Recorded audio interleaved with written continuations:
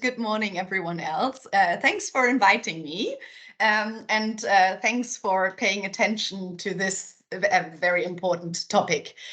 My name is Ines Moers, as Dieter just said, and I will share my presentation and give you some insight in the German status.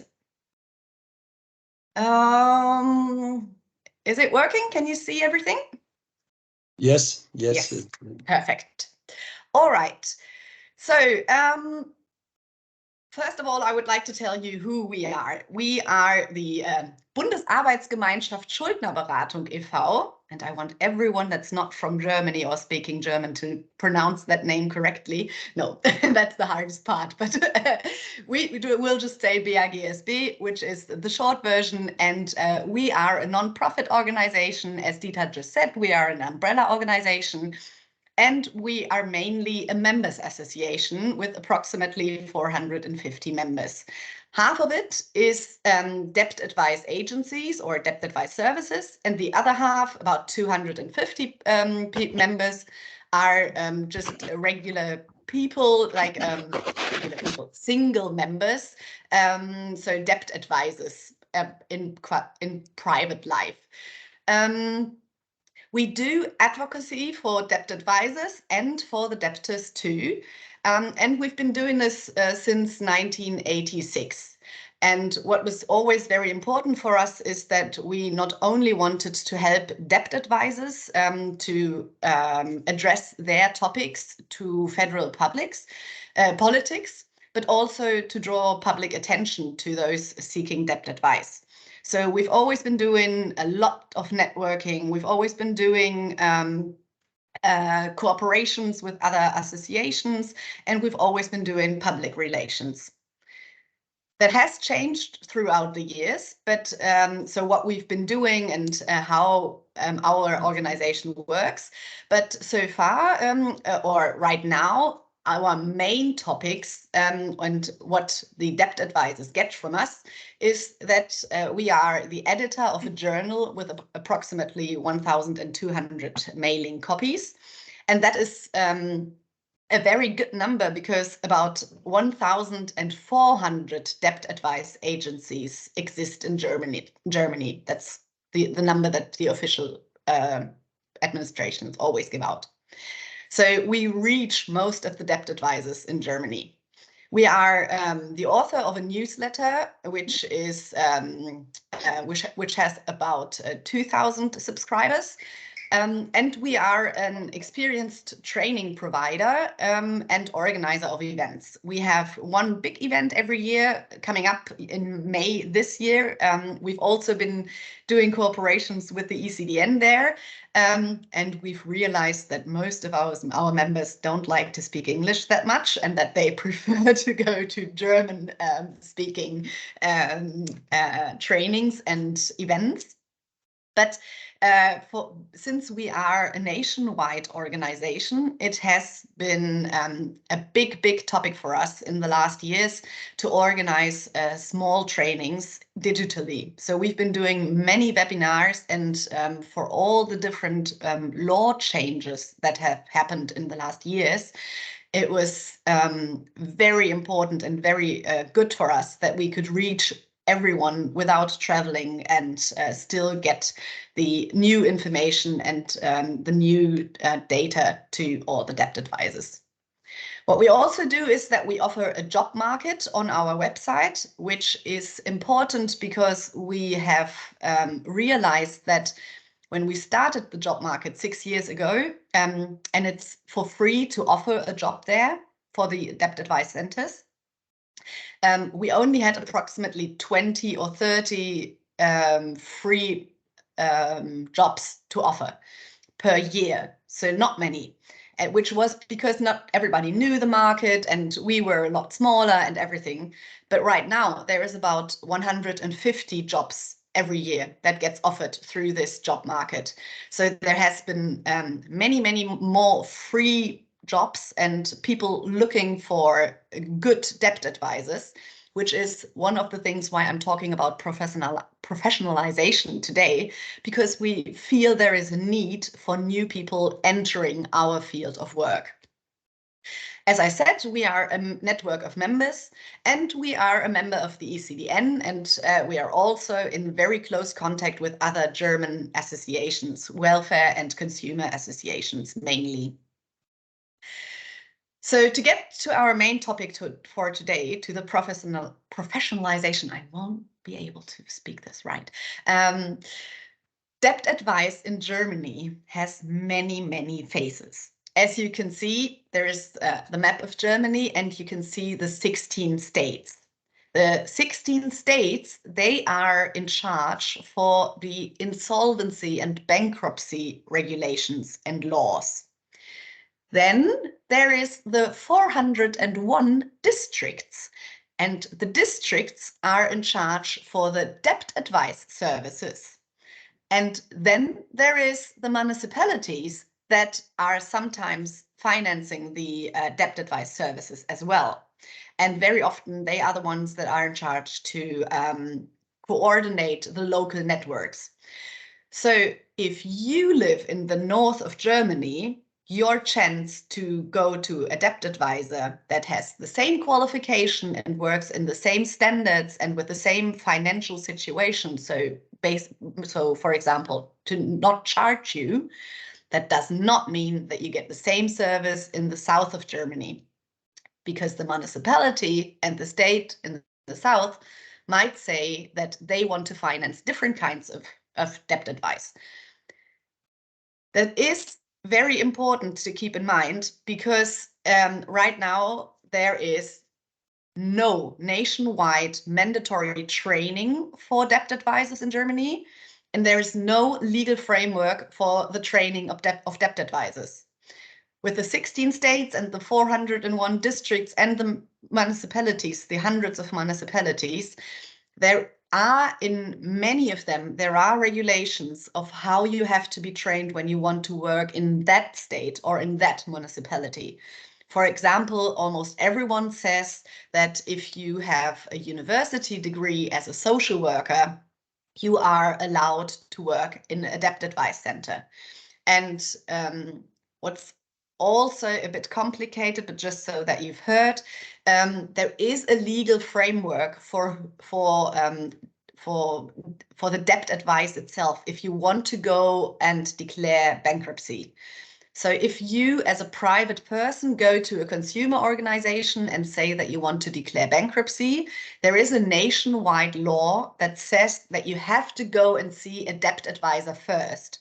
And in that law, all the states can say what qualification the debt advisor needs to have. Lawyers are always in just by their studies, and most of the time social workers are in as well. But there is no nationwide legal framework for the quality standards for debt advice services or the training for debt advice services. What happens is that there are many, many careers that a debt advisor can go to finally end up in debt advice.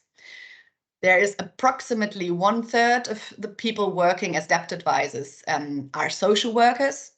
Almost all of them have university degrees, because that's one of the things that almost every state asks to have, which is what we think is very important. And there, I didn't translate this word, Schuldner- und Insolvenzberatung. That's the German word for debt advice. So some of them that just come from debt advice centers that are not allowed to help you declare bankruptcy, but that get an extra qualification afterwards. Some people have worked in a bank before. Some people have worked as trainers or teachers before. About another third of the people working in debt advice have worked as lawyers or have a university degree in law. And there's quite a few people that come from the administrative side. So they have worked in public fields wide somewhere in Germany. There's many ways to become the many ways that become debt advisors is what we think a great thing, because that's what makes debt advice so interesting? You have all the different points of view. You have economics, you have consumer protection, you have social work, you have law, you have the fighting with the collectors, and so you need strategic skills. You need a good understanding of working with people. And if you have a team that comes from different perspectives and from different backgrounds, we have the feeling, and that's what all our colleagues tell us, that that is something that brings the field forward, and that is good for the quality of work, that you have such different qualifications. But what you also have is the big question: how do you teach this group of people with such diverse background? If you are a debt advice center and you want to give a job to a new person, and they say they are lawyers and they've just graduated from university and worked in a law company for, I don't know, 2 or 3 years, you have the obligation to train them in social work and to train them on how to talk to people, how to you have to train them in economic skills as well, because that's not what they do in their law university courses. And the same on the other side. If you have somebody that comes from a bank, how should they know about all the consumer protection systems that exist in Germany? And not only the law situation, but also all the networks and everything that comes with it. So that was the big question that we were facing for about 4 years, since we've realized how many different jobs we have and how much bigger the problem of indebted and over-indebted people becomes more and more and more. So therefore, we started a project in 2021, and our main goals were to train new people that enter the job with media literacy, to help them build networks and train them with each other, and to define a framework for the training of debt advisors. That was my main goal, to finally find a framework and define a framework that everyone can agree on, because there is a network of consumer protection associations, welfare associations, and us that have tried to define such a legal or such a framework in 2004, and it hasn't worked out. They couldn't find their common strategy and their common framework. So there have been lots of talks about a framework for the training of debt advisors back in 2004. But it has never been finished and it has never become law. So we had the feeling, if there will be so many more people in the jobs, we need to get a standard, and we need to get a training standard to help the rest of the team as well, and the clients, to get a good qualification of service. And so the last goal that we wanted to reach was the recruitment of new staff and new members for our association as well. So new staff for the debt advisors and new members for us as an association. We found that it's a good way of making public what we do as a members association. So what did we do? For the media literacy, we offered webinars, we offered trainings. As I just said to Dieter in the beginning, we realized that one big part that's missing in all of the trainings of debt advisors right now is the media training. It's not only the software that you use on your laptop when you consult clients. It's also the media training, because you have more and more clients that try to reach you on WhatsApp and Signal and Threema and what all the messengers are called. There's more and more video talks, and it was 2021. So there was also a big need for ways to reach your clients that you cannot see because of the pandemic. So we did 6 trainings. on how you can use the software and how you can become a better trainer and a better consultant if you have to work online. So with these media trainings, we were able to offer them for free because this project got funded by a foundation, as I said in the slide before. And we recorded those trainings, and they are found on our website. So whenever a new person enters the field, we can say, hey, if you want to know anything about media literacy and if you want to train yourself, you can just enter the website, and there's teaching videos that you can look at and that you can use, because they won't go bad in if they are a couple of months old. And they are just they are also always with the view on debt advice. So it's not just a training on, well, it's a training on, for example, how to use your voice in a in an online consultation. But also all the examples will always be for debt advisors. So it will always help the debt advisors to connect to the topics. The second step was to build networks. As I said, my personal goal was to find a framework for the qualification of debt advisors. So what I found was really important was that you get everyone involved together and that all of them agree on the topics, and that it's not something that we as an umbrella organization define and say, hey, this is what we think is good. What do you think, teachers and trainers? But that we get the opinions of the teachers and trainers and of all the institutions, the universities, everyone that does training for debt advisors, that we get their information involved in the projects, and that they get to know each other better, so that they see why one person asks for something else than the other.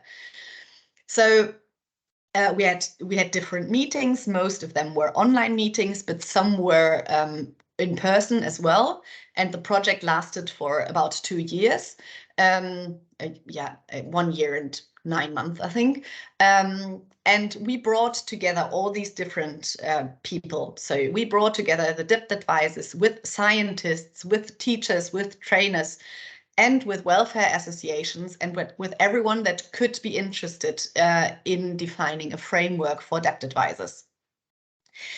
There was one group that we didn't reach in the talks, which were the politics and the administrations. The project was just too short, and we never, well, we hoped that we could involve them, but we didn't manage to involve them in the talks. There would have been another round needed.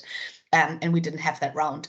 So what we did was that the politics and the administration were just informed on the field of discussion and on the ongoing of the discussions, but they were not always involved. So that's what we hope to do in the future. Because as I said in the beginning, they are the ones that later on decide if it's in their country, in their state, if it will become a legal framework in their country to have a certain qualification. So we found it important that they are always informed on what's happening, but we weren't able to involve as many people. And then we started with all the people in the network to define the framework for the training. And what was the basic point is that we think it's 3 pillars that the training of debt advisors needs to be based on. One is theory, the other one is practice, and the last one is permission. So you need a clear field on what theoretical information, like university trainings and courses that you just read and hear about, is needed. But you also need the time and the framework to practice it and to see if you as a person can do what you learned in theory. And then later on, you need somebody that says, yes, you do it correctly, you've done the training, and this is the right way to do it. So here is your here's your allowance. You are allowed to call yourself a debt advisor now, or say that you have done a qualified training for a debt advisor. We did all this in a few steps. First step was that we agreed on the topics and the content that every debt advisor needs to know. And we find it's really important. It's really important that you have to know all the topics and not only some of them. As I said, if you have different qualifications that you bring in when you start the training, that's very, very good. Because if you are a lawyer, you will know about point 8, the bankruptcy law. That's what you can do when you studied law, hopefully. But you will, I guess, you will not be very good at the organization and general conditions of debt advice in Germany. I think most of the people that study law have no clue what debt advice and consumer associations do. And the same thing the other way around. I said that in the beginning. So this 10 topics and contents are the headlines. So it's indebtedness and over-indebtedness. And I put you a picture on the side where you can see that it's not only the headline, but we also defined the topics completely. So we said, this is the German part. I took a picture of the publishing that we did afterwards, but I will translate it. It says that if you talk about indebtedness and over-indebtedness, you have to know about the reasons why people can become over-indebted and why there is a difference between a family that's indebted or a person that is a single person that's indebted. Who does debt advice aim at? Who are the persons that we want to reach? Do we want to reach companies as well, or do we just want to reach consumers? What different kinds of money are there, and why is it important to know if you are a debt advisor how many ways of paying for stuff is there, and also how many ways of finding solutions with your collectors there are. And there's another point that says prevention of indebtedness and consumer protection, or there is a point that says sustainability in debt advice. Because as you all know, most of our clients, they see themselves as poor, but also when it comes to climate change, they are very rich because they are the only ones that don't use their carbon footprint way too much because they just don't have the money. So we tried to bring in a very broad view on the topic of debt advice, and not only by theory, but also of the experience that we collect in the field from working as debt advisors. So there's methods, there's regulatory options, and there is this point of IT and digitalization, which we think needs to be trained as well.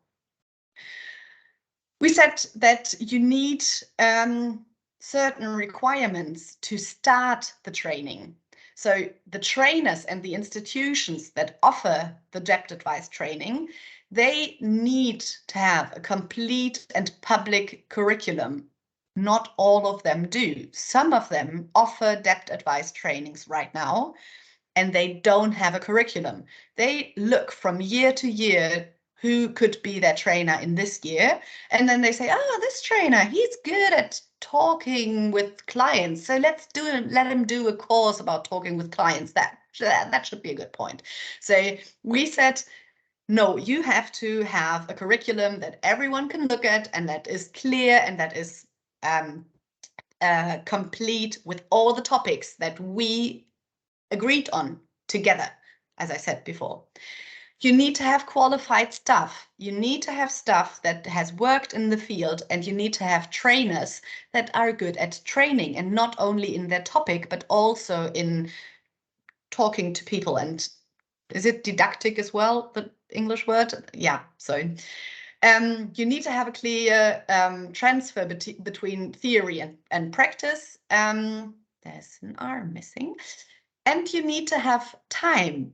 You cannot say that there is a course of 1 weekend and afterwards you are a debt advisor. There are such courses in Germany right now, but we think they are no good courses. And that's why we think they would get the seal from this framework to say that they are a qualified debt advice training. And we think it's important for debt advisors to do networking, to talk to lawyers, to talk to other social workers, to talk to people at the court and everything. So we say that if you want to become a debt advisor, networking has to be a part of your training. And for the trainees, we said that we suggest that a university degree is highly, highly recommended, no matter in which topic you have the university degree. But we did not say that it's mandatory to have a university degree, because we have the experience that there are many people that have worked in the field of debt advisors for many years voluntarily or as in the administration, and that say that they want to do a training, they want to do an ongoing long training, and that everyone says yes, they are qualified and they would be good to do that, but they have no university degree. So, and since we need so many new people working in our field, we felt it's better to just highly recommend a university degree, but to not make it mandatory. And what we asked everyone, the institutions and the trainees as well, is to commit to social non-profit debt advice. So we say that if you want to work in the field with the standards that we ask for, we think you cannot charge the clients to pay money. You can charge the collectors, you can charge the state, you can find agreements with people that have lots of money, but if you want to enter a debt advice center, there should not be a boundary saying, oh, you pay us first, and then we help you pay your collectors. So that was very important for us to have this commitment by everyone. The duration of the training is set to last 320 lessons, which is about approximately 40 full-time days. So 2-month training or 1 university degree. Master classes that usually have the same amount. And you can have them in face-to-face classes, in video or online trainings, or in self-studies and reading, but that part should only do 10%. And the practice part should be at least 1,000 hours. So that is, what was it? Is it 1 year? I have no idea. Yes, I think it's approximately 1 year. Sorry.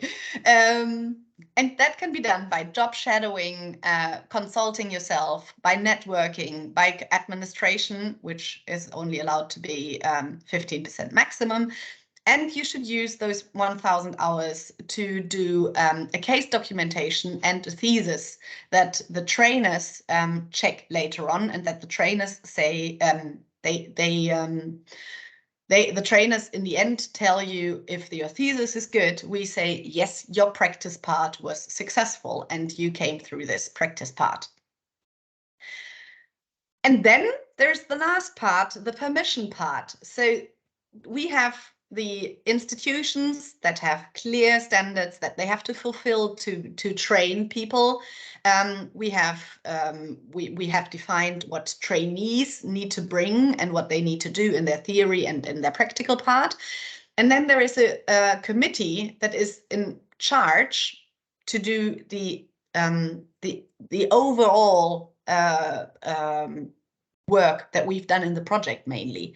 So they are in charge to review and further develop the framework to ensure that this is up to date. Maybe there's new topics that you need to get in the training in 5 years because there's new laws or there's new other legal frameworks. So in the training framework, it has to be set up to date regularly. They have to decide about the name because we felt it was just impossible for us to decide on a name for this training or this qualification. And they have to update the recognition of providers and practice companies. So if anyone wants to offer a job training and a qualification training, the committee decides whether they are good enough or not. And they are the ones that should decide if this permission to do a training after this framework should be charged. I don't know if you know, but for example, the case management training in Germany, if you are an institution and you say, hey, I train you to be a case manager, the institution pays quite a big fee to be allowed to say that. So it's like a seal you get, and we didn't know if we find that that is a good idea. So we said there has to be a committee and that they have to decide whether they want to charge or not. And they have to check the standards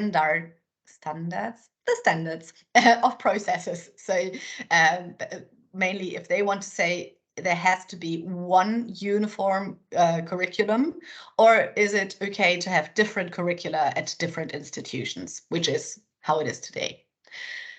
And the other part of the permission part is that there is an admissions office that is in charge of the recognition of training courses. So basically an institution says, hey, here's my curriculum, here is the qualification of my trainers, and they hand everything in, and the admission office is only to say, is everything there? Yes, okay, check. You can do the training. But who does this list? That's the committee. The admission office would be in charge to observe the quality standards. So if everyone actually works with the framework, they are in charge to do the event organizations for the networking, and they are in charge for the public relations, which means that they should go in public and tell everyone, hey, you can do a training for to become a debt advisor. So that was the content, and we published the content. As I said, we have a journal that we publish regularly, and we had an extra journal last year where we published all the results in German, and we printed the copies, and we gave the copies to the politics, to the administration, to all the debt advisors, and we handed it out to other fields of work that could be interesting for people to change from into debt advice. So like we handed this copy into many law companies that work in bankruptcy law, and also to some collectors, and said, if you want to come over to the good side, here's what you need to do. That's the training you can get, and then you can come and work for the good side. So what's the fourth step was that we wanted to recruit new staff and members, and we did not only hand out copies of our journal, but we also released a search on our website where you can say, hey, I live in north of Germany and I want to do a training. Show me every course that's there in the north of Germany where I become a debt advisor. Or that you can say, I want to do my training within 1 year, and if you or in 2 years or in 3 years, there's different time amounts, and so you can just search which course would be good for you. So I'm coming to an end, because so far all of this, it's only theory.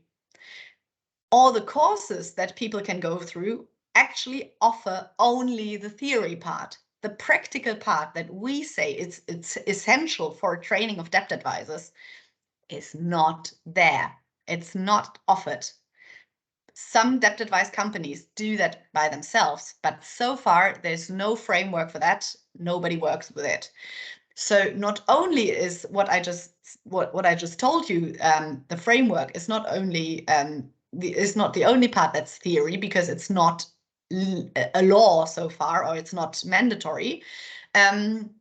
but also the training of the debt advisors is only theory so far. So if somebody starts the job as a debt advisor, they usually just have a theoretical training. They don't have a practical training. And we would like to implement what we have achieved as a nationwide standard in the near future.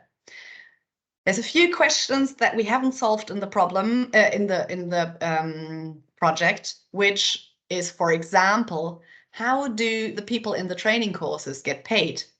Right now, the people that do the training as a debt advisor usually pay the course by themselves, and they usually have a job while they do the training and use the money from the job to survive.